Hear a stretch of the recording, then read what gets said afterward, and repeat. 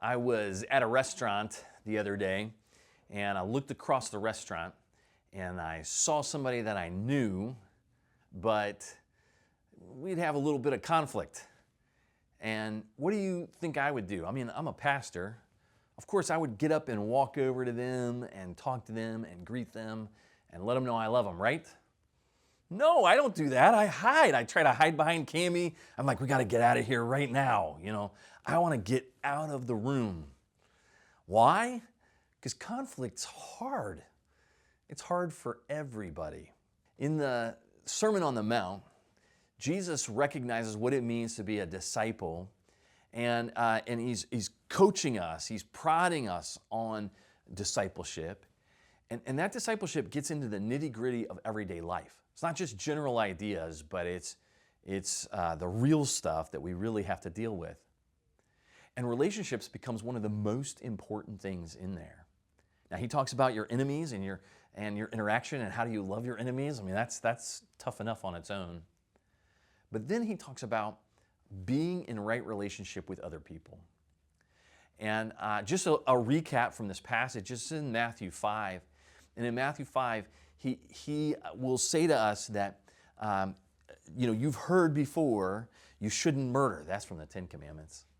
And then he goes on to teach more about that. And he says, but I tell you, anyone that's angry with someone, like a brother or sister or neighbor, well, you're in that same place as someone who's murdered.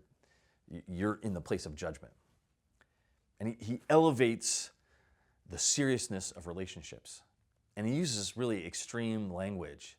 It's worth going back and reading over what he has to say there. I just want to remind you, he even gives this illustration. He says, let's say you're at worship and you recognize in the middle of worship that you're not in right relationship with someone. He goes, you should just leave your sacrifice right there. You should leave what you're doing. Maybe in today's world, it's like leave your Bible laying right there and get up and leave right in the middle of the worship service. And you should go and reconcile with this neighbor or this friend. He says, this is one of the most urgent things in your life. And that to be a true disciple, to do discipleship, means to do the work of relationships. So Jesus makes it of utmost importance. And yet I treat it almost comical when I see someone in a restaurant that I know that I have, a little bit of conflict with.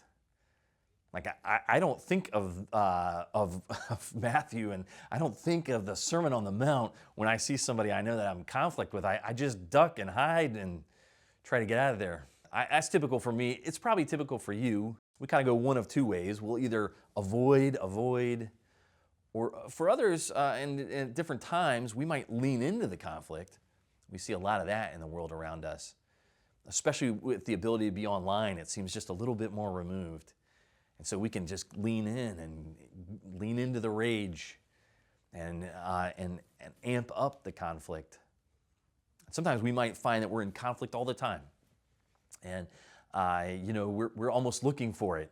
That's what we're talking about with our friends at work. We're like, can you believe that so-and-so did this? And we're kind of riling up that conflict a little bit. Either way, we're not taking it with the seriousness of Jesus. Now, there were two principles, and I'm just going to remind you what they were, that Jesus is basing this on. They're principles through which these are lenses through which he wants you to see the world.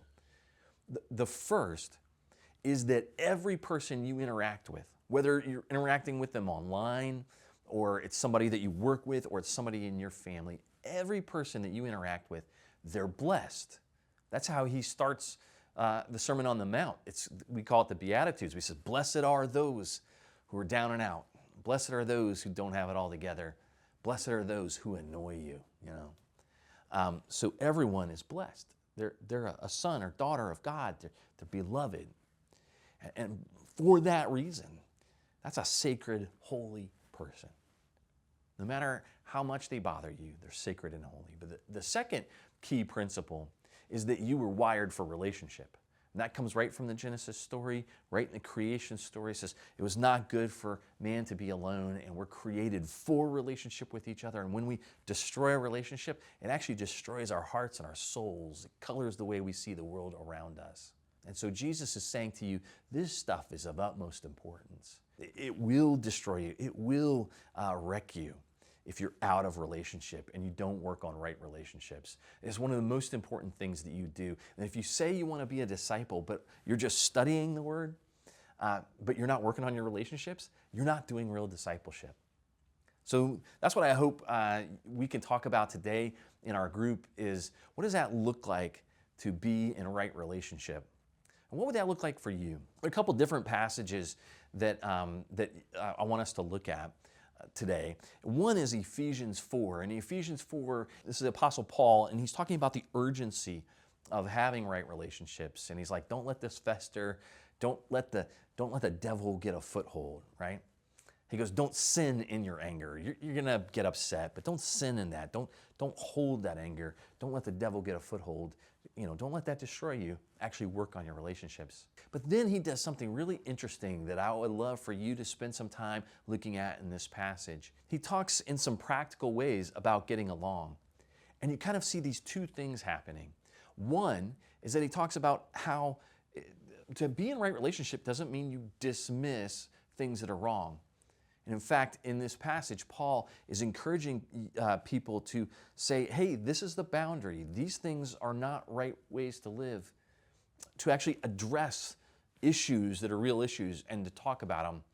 And so Paul says, hey, you got to call it out when things are not going well in your community. They're problems and you need to work on the problems. So in a way, he's saying, hold on to truth. But then Paul also, almost in the same breath, turns around and says, but you have to have grace, and you have to be quick with forgiveness, and you do it with mercy. In other words, he's saying, hold on to truth, but hold on to love. I want you to talk about that. What does that look like in your real life to say, I'm going to hold firmly to boundaries, but I'm also going to hold firmly to relationship? That we could do the hard work of both. Sometimes if I just want to hold the boundaries, I push away from a relationship. And that's when I just avoid people in the restaurant. Or in the other way, I'll just go and pretend like nothing's ever happened and hold on to love, but not doing it in a way that addresses the real issue. And then that just continues to fester. Paul encourages the church in Ephesians 4 to do both. So read that, look at it, see what that looks like for you. And then there's another place. It comes a little bit later in Matthew, and this is Jesus' teaching. And Jesus talks about how do we address issues that are real. This passage is Matthew 18. And in Matthew 18, we're given sort of a formula for one of the ways to address conflict. And what Jesus gets out here, he's sort of preempting something he knows that we already are going to do. He says, when there's conflict, we need to go and speak to the person that we have conflict with. That's often the last thing I want to do. I want to go get a group of friends together and say, can you believe they did that? And then I want to get that group of friends. I might say I want them to pray for them, but what I really want is affirmation that I'm okay. And then maybe I even want a group of people to help me address the conflict. I want a big group together.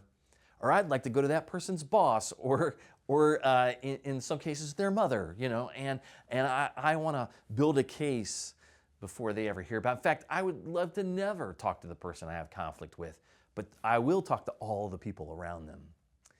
And Matthew 18 lays out a different way. And so I'd love for you to look at that and say, what does that look like for me? How would I do Matthew 18 in some of my relationships? You could even make it a verb. What does it look like to Matthew 18 a situation or Matthew 18 with a person? So this can be the form of our conversation today in your group, to look at these actual passages and say, okay, Jesus says these relationships are so important.